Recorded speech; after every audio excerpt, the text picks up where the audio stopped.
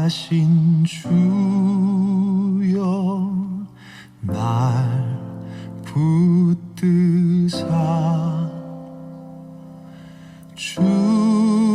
주께로 날마다 더 가까이 저 하늘 나라 나 올라가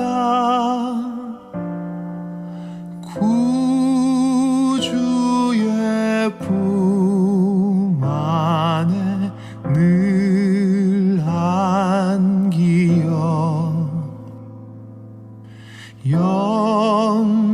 영생의 복 받기 원합니다.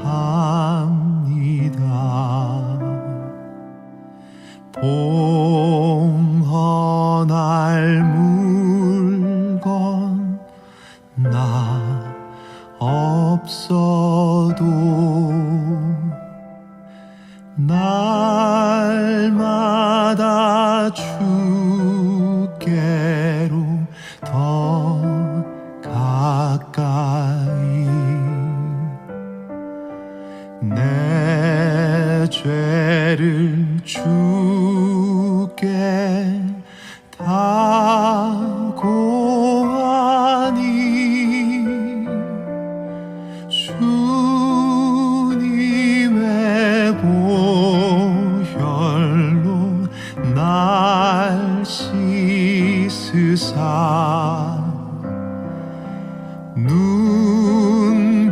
눈보다 더 희게 하옵소서.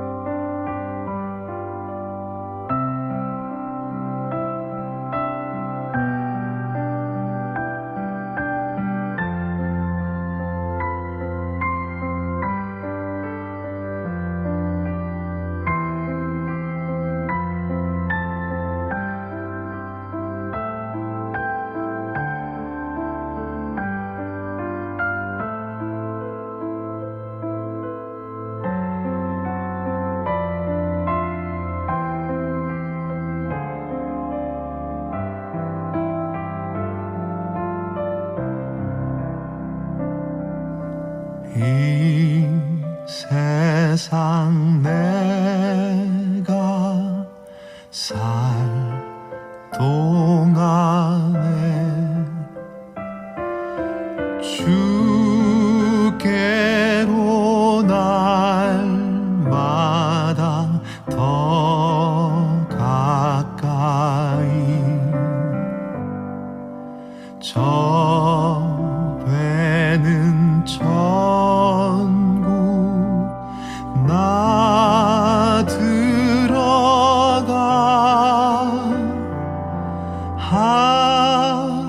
한없는 복락을 다 얻도록 풍성한 은혜를 주옵소서.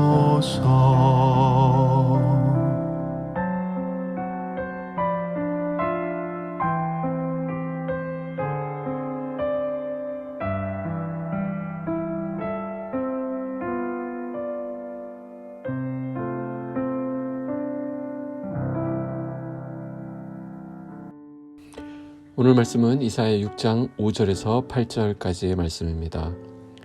그때 내가 말하되 화로다 나여 망하게 되었도다. 나는 입술이 부정한 사람이요 나는 입술이 부정한 백성 중에 거주하면서 만군의 여호와이신 왕을 배웠음이로다 하였더라. 그때 그 스랍 중에 하나가 부젓가락으로 제단에서 집은 바 핀 숯을 손에 가지고 내게로 날아와서 그것을 내 입술에 대며 이르되 보라 이것이 내 입에 닿았으니 내 악이 제하여졌고 내 죄가 사하여졌느니라 하더라. 내가 또 주의 목소리를 들으니 주께서 이르시되 내가 누구를 보내며 누가 우리를 위하여 갈꼬 하시니 그때 내가 이르되 내가 여기 있나이다 나를 보내소서 하였더니 아멘. 이사야 6장은 이사야의 소명장이라고 했습니다.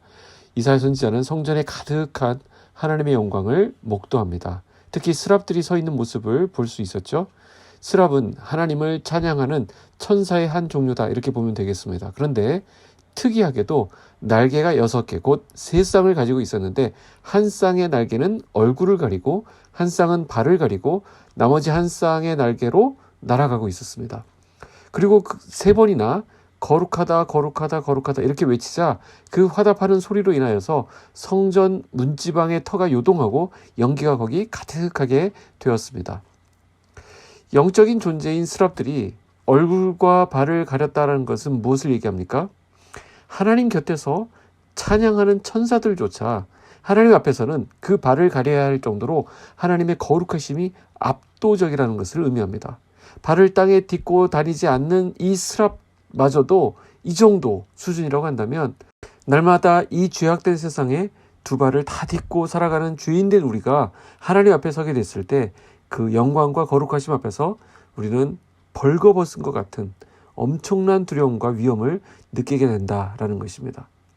이후 본문에 바로 그것을 느낀 이사야 선지자의 모습이 나옵니다.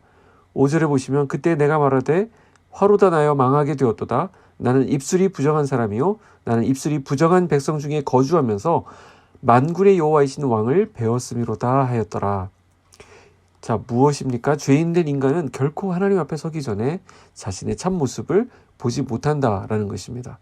내가 좀 괜찮고 의로운 착한 사람이라고 생각했다가 하나님 임재 혹은 하나님의 말씀의 빛 아래에 자신을 비춰보게 되었을 때 비로소 자신이 세상에 둘도 없는 죄인임을 깨닫게 된다라는 것입니다. 누가 특히 그랬습니까? 사도 바울이 그랬습니다. 예수님을 만난 뒤에 자신의 본 모습을 깨닫고 나서 스스로를 뭐라고 얘기하냐면 죄인의 괴수다 이렇게 불렀습니다. 베드로도 그랬죠. 예수님 앞에서 자신은 죄인이기 때문에 주여 나를 떠나소서 나는 죄인으로소이다 이렇게 말했던 것입니다. 그동안 어두움에 갇혀있던 우리가 빛 가운데 나가게 되면 스스로를 발견하게 되죠. 나의 죄인됨을 깨닫게 됩니다. 이사야도 하나님의 거룩하신 위엄과 영광의 빛 가운데 자신의 더러움을 발견하게 되었습니다. 그리고 자신은 입술이 부정한 사람이요 입술이 부정한 백성 중에 거주하고 있다라고 말합니다. 입술이 부정하다라고 하는 것은 사실 그의 마음의 중심이 악하다는 것을 표현한 것입니다.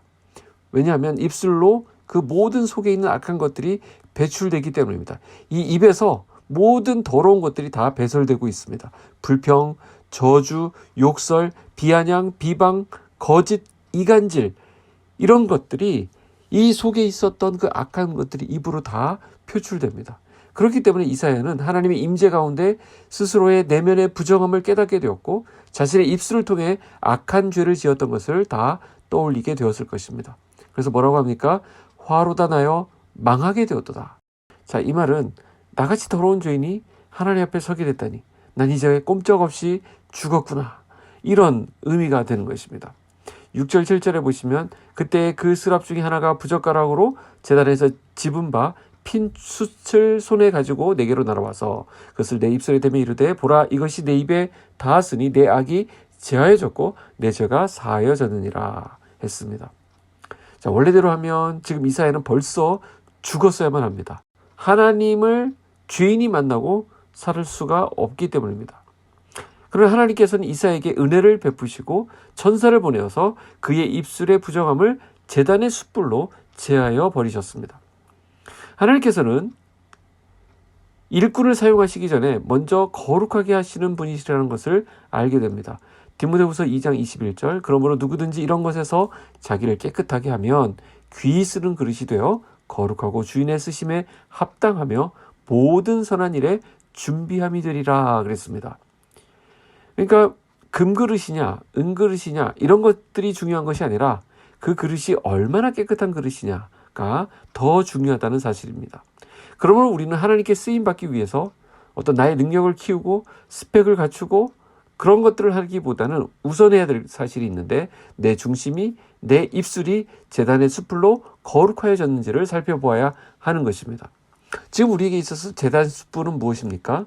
바로 십자가의 보혈, 우리를 깨끗하게 하시는 성령님이라고 할 수 있습니다. 그래서 불같이 임하는 성령님의 충만하심으로 우리의 내면의 죄악과 더러움을 회개하게 되는 것입니다. 씻음 받게 됩니다. 8절 보겠습니다.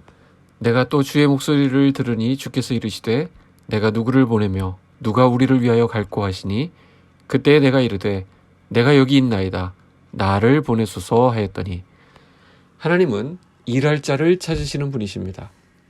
예수님께서도 마태복음 9장에서 제자들에게 이르시되 추수할 것은 많되 일꾼이 적으니 그러므로 추수하는 주인에게 청하여 추수할 일꾼들을 보내주소서 하라 이렇게 말씀하셨습니다. 하나님께서는 지금도 하나님 편에서 하나님의 일꾼이 될 사람을 찾고 또 부르시고 계십니다. 그래서 오늘 본문에 내가 누구를 보내며 누가 우리를 위하여 갈꼬 그랬는데 이사야는 그 하나님의 부르심 앞에 이렇게 화답합니다. 내가 여기 있나이다 나를 보내소서. 이사야는 하나님의 부르심 앞에 귀를 막지 않았습니다. 믿음으로 자신을 드렸습니다. 오늘 이런 고백이 필요합니다. 이것은 죄사함을 받은 그리스도인만이 할 수 있는 고백입니다.